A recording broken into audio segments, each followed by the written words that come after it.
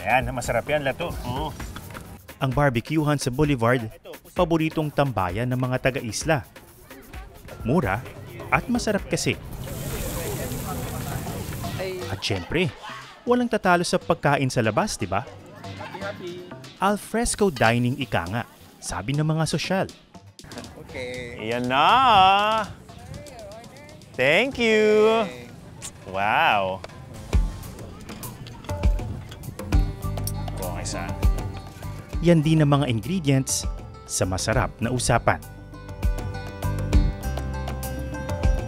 Ano yung nagiging challenges sa pagdami ng mga tao? Ako, medyo may pag-aalangan. Although, wini-welcome lang naman namin yung progress. Pero parang nakakabahala rin kung gaano ba tayo ka-ready. Ate, pa isang rice pa. Napasarap eh. Mula 2022, tumataas ng mahigit 50% ang bilang ng mga turista sa Siquijor taon-taon. Umabot ito ng lagpas 240,000 noong 2024 at posibleng mabreak pa ang record ngayong taon. Dahil dito, nagiging problema na raw ang tubig, kuryente at basura sa lugar. Tumataas na rin ang mga presyo. Yan din yung titingnan kung ano ba ang magiging epekto nito sa locals kasi may gentrification eh. Correct. Yung binibili ng mga locals. Nagmamahal. Nagmamahal kung ano rin presyo ng mga foreigners. What do you think is in store for the future of Siquijor? Or at least what version of Siquijor would you like to see sa hinaharap?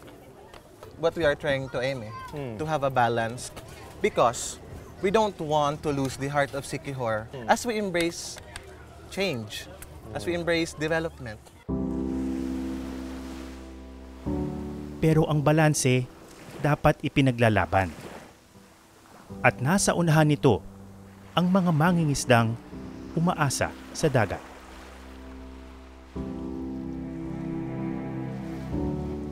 Sinamahan namin sila Tatay Othello sa paghango ng kanilang mga fish cage o bobo sa laot. Pamukad ang tawag sa tradisyonal na pangingisda sa lugar na ito. Inilagay namin yung bubo namin nasa 80 meters to 60 meters ang lalim ng nilalagyan namin. Tapos kinukuha namin after 1 week. Ay, wala. Walang sulod. Hindi tayo Medyo payat ang huli ngayong araw. Una pumukan namin yung isang bobo, hindi kasya ng isang balde. Timba, hindi kasya. Daming huli namin nun. Pero hindi sumusuko sila Tatay Othello. Lalo't may dumating na pagkakataong may balik ang sigla ng dagat. Dito po ba sa inyo, marami pa rin mga nahuhuli o nauubos na rin? Kunti na lang.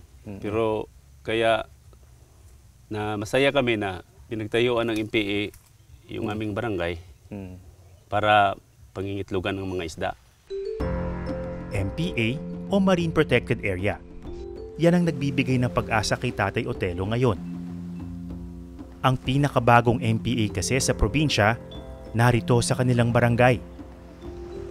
Ito yung lugar kung saan ako nag-scuba diving kamakailan.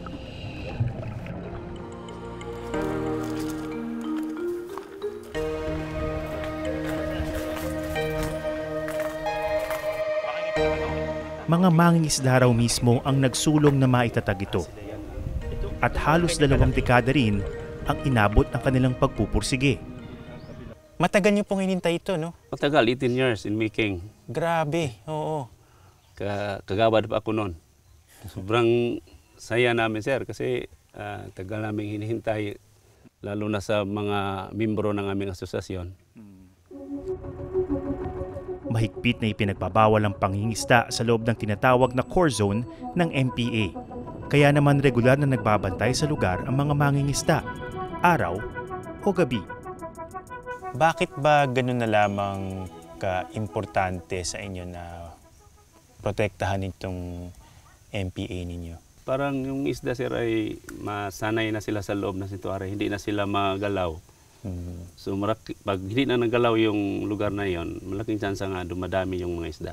Nasasayangan din yung iba kasi hindi na sila pangingisda sa loob, pero hindi nila iniisip makakabenepisyo naman yung mga mangisda kasi lalabas din yon.